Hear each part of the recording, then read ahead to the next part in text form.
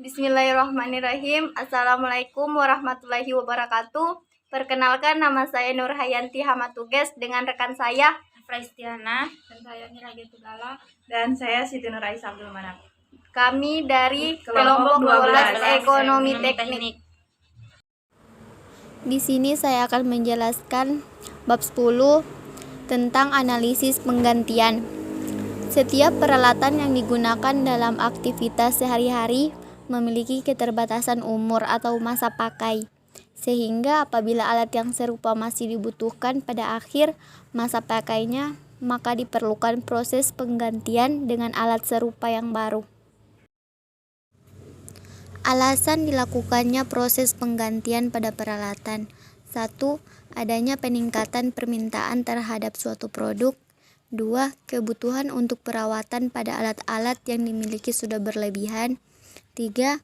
Terjadi penurunan fungsi fisik peralatan sehingga akan berakibat menurunnya efisiensi operasi dari alat tersebut. 4. Adanya alternatif untuk menyewa suatu peralatan dan kebijakan untuk lebih ekonomis dari membeli atau memiliki sendiri alat tersebut. 5. Terjadi keusangan dari suatu peralatan karena berkembangnya alat-alat baru dengan tingkat teknologi yang lebih canggih.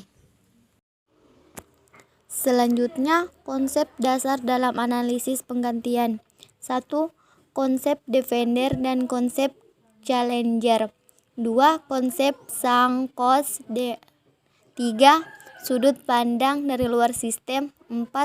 Umur ekonomi suatu peralatan. Analisis penggantian berdasarkan umur ekonomi. Yang pertama adalah sunk cost dan kedua adalah umur dari aset yang dibagi menjadi dua. Ongkos tahunan konstan dan ongkos tahunan meningkat. Ketiga adalah alternatif lainnya. Selanjutnya, beberapa contoh analisis penggantian yang dibagi menjadi 3. 1. Analisis penggantian pada kasus yang seperti ini biasa ditunjukkan untuk menjawab. Kedua, apakah peningkatan kapasitas ini akan diantisipasi dengan menambah alat lain pada alat yang ada. Ketiga, atau mengganti alat yang ada dengan yang baru yang mampu bekerja pada kapasitas yang dibutuhkan. Bab 11. Analisis manfaat biaya. Dalam analisis manfaat biaya terbagi menjadi 3 bagian. Yang pertama, benefit atau manfaat. Jadi manfaatnya yang pertama, penurunan biaya operasional kendaraan termasuk bahan bakar. 2. Waktu perjalanan jadi lebih singkat dan lancar. 3. Meningkatkan keamanan lalu lintas. 4. Kemudahan mengendarai kendaraan. 5. Meningkatkan harga tanah.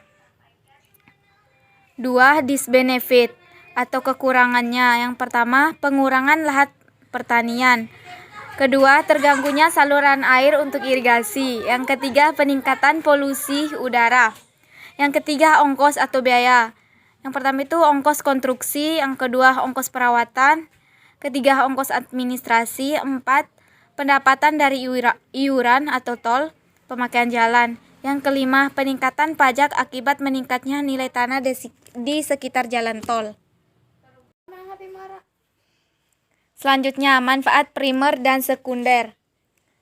Manfaat primer adalah nilai dari produk atau jasa yang langsung dihasilkan dari aktivitas proyek. Sedangkan manfaat sekunder, nilai dari produk atau jasa tambahan yang dihasilkan dari aktivitas proyek. Ada 3 kondisi yang dipenuhi agar bisa melakukan analisis aktivitas ongkos. Yang pertama adalah fungsi atau sasaran dari proyek atau sistem yang dievaluasi bisa didefinisikan dan bisa dicapai. Kedua, ada beberapa alternatif yang bisa digunakan atau ditempuh untuk mencapai sasaran tersebut.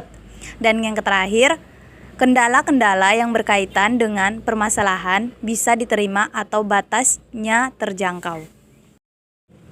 Dan juga ada 10 langkah yang biasanya diikuti dalam melakukan analisis efektivitas ongkos, yaitu diantaranya 1.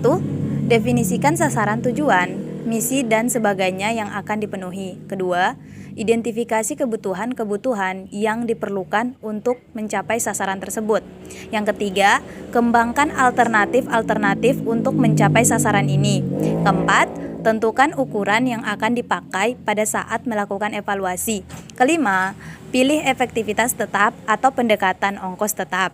Keenam, tentukan kemampuan alternatif-alternatif dalam ukuran. Ketujuh, tuliskan alternatif-alternatif beserta kemampuan. Kedelapan, analisis alternatif-alternatif tersebut berdasarkan kriteria efektivitas. 9. Lakukan analisis sensitivitas untuk melihat apakah akan terjadi perubahan. Dan yang terakhir 10, dokumentasikan semua pertimbangan, analisis, asumsi, metodologi, keputusan, dan sebagai berikut. Mungkin hanya itu yang dapat kami sampaikan. Lebih dan kurangnya kami mohon maaf. Semoga bermanfaat. Kami dari kelompok 12 mengucapkan thanks for watching.